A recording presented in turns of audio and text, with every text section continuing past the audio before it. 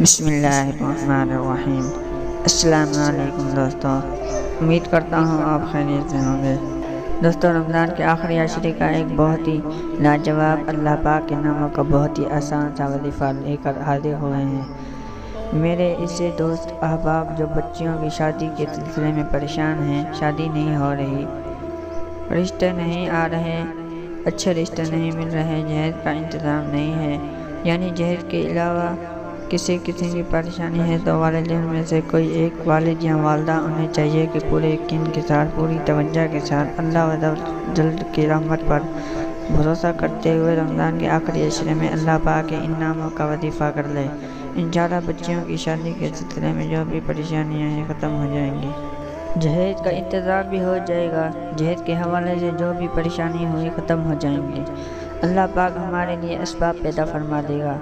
बस आपने पूरे यकीन के साथ, पूरी तवज्जो के साथ अल्लाह की रहमत से बाउम्मीद होकर मुस्तक़बिल मदाजी के साथ रमज़ान के आखिरी अशरे में इस वजीफ़े, इस व्रत को कर लेना है, तो इंशाअल्लाह अज़्ज़ा वजल हमें ज़रूर कामयाबियाँ मिलेगी।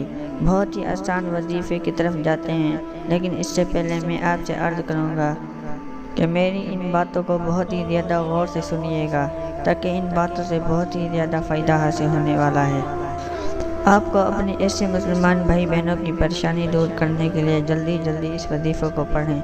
अल्लाह की रहमत पर भरोसा करते हुए यकीनन मेरा रब हर चीज़ पर कादिर है, तो अल्लाह की रहमत पर भरोसा करते हुए रमज़ान का आखिरी अशरा में जैसे ही शुरू हो तब से आपने इस अमल को शुरू कर देना है। तो रमज़ान मुबारक के आखिरी अशरे में सोने से पहले तराजी अदा करने के बाद सोने से कबल आपने इस अमल को करना है। सबसे पहले इन दो अस्मा को सुनते ही जिनका हमने विरिद करना है, इन दोनों नामों को तवज्जो से सुनिएगा। अगर आपका तलफ़्फ़ुज़ ठीक नहीं है तो आपने सुनकर अपने तलफ़्फ़ुज़ को ठीक कर लेना है। आपने ये अस्मा पढ़ना है, या लतीफ़ो या वदूदो। इन दोनों अस्मा को दोबारा सुनिए, या लतीफ़ो या वदूदो। तो ये है वो मुबारक अस्मा जिनके बरकतों से हमारी ये तमाम परेशानियाँ ख़त्म होने वाली हैं।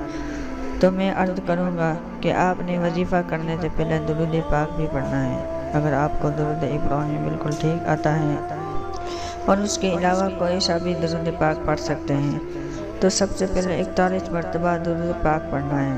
फिर इन दोनों अस्मा को 1111 मरतबा पढ़ना है और फिर आखिर में 41 मरतबा दुरूद पाक पढ़ लेना है। इंशाअल्लाह आपकी सारी परेशानियाँ, मुसीबतें दूर हो जाएंगी।